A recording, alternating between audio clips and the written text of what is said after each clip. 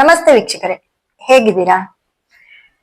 ನೋಡಿ, ಪ್ರತಿ ರಾಶಿ ಬಗ್ಗೆ ಪ್ರತಿಯೊಂದು ರಾಶಿಗೂ ಕೂಡ ಈ ಆಗಸ್ಟ್ ತಿಂಗಳಲ್ಲಿ ಮಾಸ ಭವಿಷ್ಯವನ್ನ ಹೇಳ್ತಾ ಬರ್ತಾ ಇದ್ದೀನಿ.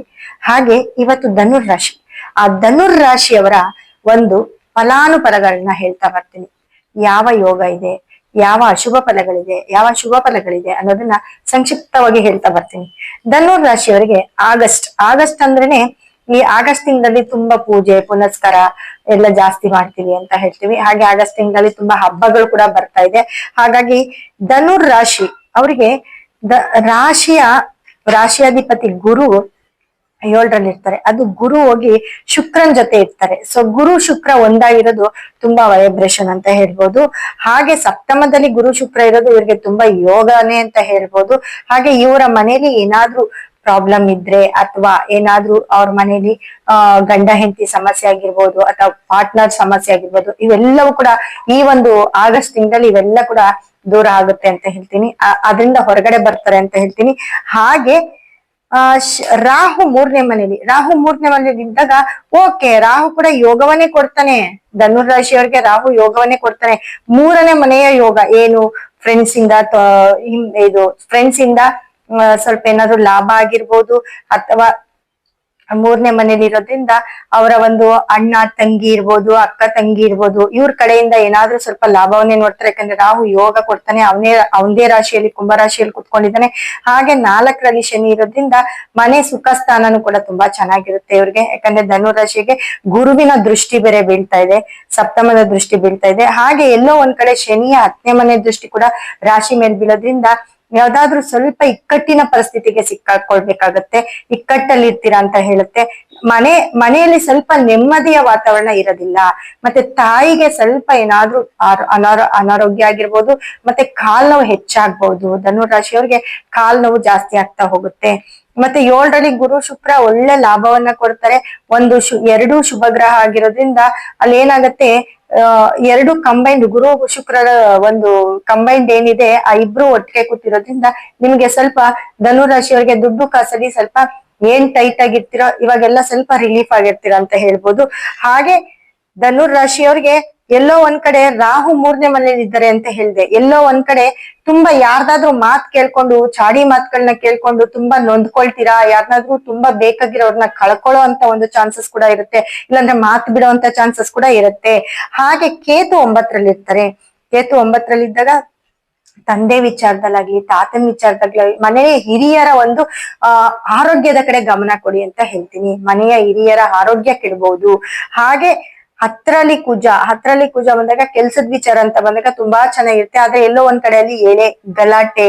ಯಾಕಂದ್ರೆ ಅಲ್ಲಿ ಯಾವ್ದಾದ್ರು ಒಂದ್ ಕೆಲ್ಸದಲ್ಲಿ ಎಲ್ಲೋ ಕೆಲ್ಸ ಮಾಡೋ ಜಾಗದಲ್ಲಿ ಸ್ವಲ್ಪ ಕಿರಿಕಿರಿ ಉಂಟು ಮಾಡುತ್ತೆ. ಅದು ಬಿಟ್ರೆ ಕೆಲ್ಸದಲ್ಲಿ ಪ್ರಮೋಷನ್ ಮತ್ತೆ ನಿಮ್ಗೆ ಕೆಲ್ಸದಲ್ಲಿ ವೃದ್ಧಿ ಆಗೋದು, ಇದೆಲ್ಲ ಕೂಡ ಧನುರ್ ರಾಶಿಯವರಿಗೆ ತುಂಬಾ ಚೆನ್ನಾಗಿದೆ. ಆಗಸ್ಟ್ ತಿಂಗಳಲ್ಲಿ ಇಷ್ಟೆಲ್ಲ ಉಪಯೋಗಗಳಿರುತ್ತೆ. ಇದರ ಜೊತೆ ಧನುರ್ ರಾಶಿಯವರಿಗೆ ಹೇಳ್ದೆ, ಮನೇಲಿ ಸ್ವಲ್ಪ ಕಲಹ, ಮನೆಯಿಂದ ಸ್ವಲ್ಪ ಏನಾದ್ರೂ ಕಿರಿಕಿರಿ, ಮತ್ತೆ ಶನಿ ಗ್ರಹದ ಒಂದು ದೃಷ್ಟಿ, ಹಾಗೆ ಕುಜನ ಒಂದು ದೃಷ್ಟಿ, ಗುರು ಶುಕ್ರರ ದೃಷ್ಟಿ, ಎಲ್ಲ ನೇರ ದೃಷ್ಟಿಗಳು ಧನುರ್ ರಾಶಿಯವರ ಮೇಲೆ ಬೀಳೋದ್ರಿಂದ ಸ್ವಲ್ಪ ಇಕ್ಕಟ್ಟಲ್ಲಿ ಇರ್ತೀರಾ. ಸ್ವಲ್ಪ ಮನಸ್ಥಿತಿ ಚೇಂಜ್ ಆಗುತ್ತೆ, ಸ್ವಲ್ಪ ಇಕ್ಕಟ್ಟಿನ ಪರಿಸ್ಥಿತಿ ಇರುತ್ತೆ. ಅದಕ್ಕಾಗಿ ನೀವು ಪರಿಹಾರ ಮಾಡ್ಕೊಳ್ಳೇಬೇಕಾಗುತ್ತೆ. ಅತಿ ಹೆಚ್ಚಾಗಿ ನೀವು ಗುರುಗಳ ಒಂದು ಸಾನ್ನಿಧ್ಯಕ್ಕೆ ಹೋಗ್ಬೇಕಾಗತ್ತೆ. ದಕ್ಷಿಣಾಮೂರ್ತಿ ಆಗಿರ್ಬೋದು, ರಾಘವೇಂದ್ರ ಆಗಿರ್ಬೋದು, ಗುರುಗಳ ಒಂದು ನಿಮ್ಗೆ ಅವರ ಒಂದು ದರ್ಶನ ನಿಮ್ಗೆ ತುಂಬಾ ಬೇಕು, ನೇರ ದರ್ಶನ ನಿಮ್ಗೆ ತುಂಬಾ ಬೇಕು ಅಂತ ಹೇಳ್ತೀನಿ. ಹಾಗೆ ಶನಿಯ ಒಂದು ದರ್ಶನ ಕೂಡ ನಿಮ್ಗೆ ಬೇಕಾಗುತ್ತೆ. ಆದಷ್ಟು ನೀವು ಶನಿ ಟೆಂಪಲ್ಗೆ ಹೋಗೋಕೆ ರೂಢಿ ಮಾಡ್ಕೊಳ್ಳಿ.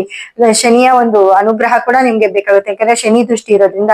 ಹಾಗೆ ಈ ನಾಥೇಶ್ವರ, ಕುಜನ ಸುಬ್ರಹ್ಮಣ್ಯ ಟೆಂಪಲ್ ಇರ್ಬೋದು, ವೈದ್ಯನಾಥೇಶ್ವರ ಟೆಂಪಲ್ ಇರ್ಬೋದು, ಇದೆಲ್ಲದಕ್ಕೂ ನೀವು ವಿಸಿಟ್ ಮಾಡಿದ್ದೆ ಆಗಿದ್ದಲ್ಲಿ ನಿಮ್ಮ ಆರೋಗ್ಯ ಸಮಸ್ಯೆ ಕೂಡ ಕ್ಷೀಣಿಸ್ತಾ ಬರುತ್ತೆ. ಅದರ ಜೊತೆ ನಮ್ಮಲ್ಲಿ ಸಿಕ್ಕುವಂತಹ ಒಂದು ಹೆಲ್ತ್ ಬ್ರೇಸ್ಲೆಟ್ ನ ನೀವು ತಗೊಳ್ಳಿ.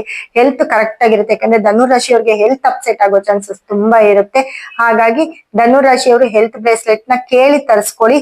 ನಮ್ಮ ನಂಬರ್ಗೆ ಕರೆ ಮಾಡಿ ನಮ್ಮ ಸಂಸ್ಥೆಗೆ ಕರೆ ಮಾಡಿ ನಿಮ್ಮ ಒಂದು ಸಮಸ್ಯೆನ ಹೇಳ್ಕೊಳ್ಳಿ ಅಥವಾ ರಾಶಿಯನ್ನು ಹೇಳ್ಕೊಳ್ಳಿ. ಅದರ ಜೊತೆ ನೀವು ಗುರುವಿನ ಒಂದು ಸ್ಟೋನ್ ಆಗ್ಲಿ, ಒಂದು ಬ್ರೇಸ್ಲೆಟ್ ಆಗ್ಲಿ ಹಾಕೊಂಡಿದ್ದೆ ಆದಲ್ಲಿ ಧನು ರಾಶಿಯವರಿಗೆ ಸೂಪರ್ ರಿಸಲ್ಟ್ ಅಂತ ಹೇಳ್ತೀನಿ. ತುಂಬಾ ಚೆನ್ನಾಗಿರ್ತೀರಾ ಅಂತ ಹೇಳ್ತೀನಿ. ಹಾಗೆ ಧನು ರಾಶಿಯವರು ಅತಿ ಹೆಚ್ಚು ಕಡಲೆಕಾಳನ್ನ ಯೂಸ್ ಮಾಡಿ, ಅದರಿಂದ ಮಾಡಿರುವಂತಹ ಕಡಲೆ ಹಸಿಟ್ಟು, ಕಡಲೆ ಹಿಟ್ಟಿಂದ ಮಾಡಿರುವಂತ ಭಕ್ಷ್ಯಗಳನ್ನ ತಿನ್ನಿ. ಸ್ವೀಟ್ ಯಾರಿಗಾದ್ರೂ ದಾನ ಅಂತ ಅನ್ನೋದಕ್ಕಿಂತ ಆ ಒಂದು ಸ್ವೀಟ್ ನ, ಇವಾಗ ಮೈಸೂರ್ ಪಾಕ್ ಇರುತ್ತೆ, ಅದು ತುಂಬಾ ಕಡಲೆ ಹಿಟ್ಟಲ್ಲೇ ಮಾಡಿರ್ತಾರೆ, ಅದನ್ನ ತಗೊಂಡೋಗಿ ಎಲ್ಲಾರ್ಗು ಹಂಚಿ ಸ್ವೀಟ್ ಕೊಟ್ರೆ ಯಾರಾದ್ರೂ ತಿಂತಾರೆ. ಕಡಲೆಕಾಳು ಕಡಲೆಕಾಳು ಕೊಟ್ಟಾಗ ಏನೋ ಇದು ಯಾಕೆ ಕೊಡ್ತಾರೋ ಅಂತ ಅನ್ಸುತ್ತೆ. ಅದನ್ನ ತಿನ್ನೋ ಒಂದು ಪದಾರ್ಥದ ಮೂಲಕ ನೀವು ಹೊರಗಡೆ ಕೊಡ್ತಾ ಬನ್ನಿ. ಹಾಗೆ ಧನು ರಾಶಿಯವರು ಗಂಧವನ್ನ ಅತಿ ಹೆಚ್ಚು ಯೂಸ್ ಮಾಡಿ ಅಂತ ಹೇಳ್ತೀನಿ. ಯಾವಾಗ್ಲೂ ಗಂಧದ ಒಂದು ತಿಲಕವನ್ನ ಇಟ್ಕೊಳ್ಳಿ, ಅದು ನಿಮ್ಗೆ ತುಂಬಾ ಪಾಸಿಟಿವ್, ತುಂಬಾ ವೈಬ್ರೇಷನ್ ಕೂಡ ಇರುತ್ತೆ. ಹಾಗೆ ಧನು ರಾಶಿಯವರು ಅತಿ ಹೆಚ್ಚು ಈ ಗುರುಗಳ ದೇವಸ್ಥಾನಕ್ಕೆ ಹೋಗಿ ಬನ್ನಿ, ಮತ್ತೆ ಜೇನುತುಪ್ಪವನ್ನ ಸ್ವಲ್ಪ ಸೇವಿಸಿ ಅಂತ ಹೇಳ್ತೀನಿ. ಧನು ರಾಶಿಯವರು ಜೇನುತುಪ್ಪವನ್ನ ಸ್ವಲ್ಪ ಒಂದು ಸ್ಪೂನ್ ಆಗ್ಲಿ ಒಂದು ಚೂರು ಜೇನುತುಪ್ಪವನ್ನ ಸೇವಿಸಿ. ಹಾಗೆ ಧನು ರಾಶಿಯವರು ಹೆಲ್ತ್ ಅಂತ ಅಂದ್ರೆ ಹೆಲ್ತ್ ಬಗ್ಗೆ ತುಂಬಾ ನೀವು ಕೇರ್ಫುಲ್ ಆಗಿರ್ಬೇಕು. ಯಾಕಂದ್ರೆ ಗುರು ಮತ್ತೆ ಶುಕ್ರ ನಿಮ್ಗೆ ಸಪ್ತಮ ದೃಷ್ಟಿ ಲಗ್ನಕ್ಕಿರೋದ್ರಿಂದ ಎಲ್ಲೋ ಒಂದ್ ಕಡೆ ನಿಮ್ಗೆ ಶುಗರ್ ಆಗಿರ್ಬೋದು, ಅಥವಾ ನಿಮ್ಮ ಒಂದು ಸಕ್ಕರೆ ಕಾಯಿಲೆ ಇದ್ದವರು ಅದರ ಪ್ರಮಾಣ ಜಾಸ್ತಿ ಆಗ್ಬೋದು. ಇದೆಲ್ಲವೂ ಕೂಡ ಈ ಧನುರಾಶಿಯವರಿಗೆ ಬರುತ್ತೆ. ಹಾಗಾಗಿ ನೋಡಿ ವೀಕ್ಷಕರೇ, ನಮ್ಮ ನಂಬರ್ಗೆ ಕರೆ ಮಾಡಿ, ನಮ್ಮ ಸಂಸ್ಥೆಗೆ ಕರೆ ಮಾಡಿ. ನಿಮ್ಗೆ ಮುಖ್ಯವಾಗಿ ಬೇಕಾಗಿರೋದು ಹೆಲ್ತ್. ಸೊ ಹೆಲ್ತ್ಗೋಸ್ಕರ ನಿಮ್ಗೆ ಬೇಕಾಗಿರೋ ಸ್ಟೋನ್ ಆಗ್ಲಿ, ಬ್ರೇಸ್ಲೆಟ್ ಆಗ್ಲಿ ನಾವು ನಿಮ್ಗೆ ಒದಗಿಸ್ಕೊಡ್ತೀವಿ. ಅದನ್ನ ಯೂಸ್ ಮಾಡಿ. ಹಾಗೆ ಒಂದು ಗುರುಗ್ರಹದ ಒಂದು ಬ್ರೇಸ್ಲೆಟ್ ಕೂಡ ಯೂಸ್ ಮಾಡಿ ಅಂತ ಹೇಳ್ತಾ ಸಾಕಷ್ಟು ವಿಷಯಗಳನ್ನ ಮುಂದಿನ ವಿಡಿಯೋದಲ್ಲಿ ಕೊಡ್ತಾ ಹೋಗ್ತಾನೆ. ಧನ್ಯವಾದ ವೀಕ್ಷಕರೇ.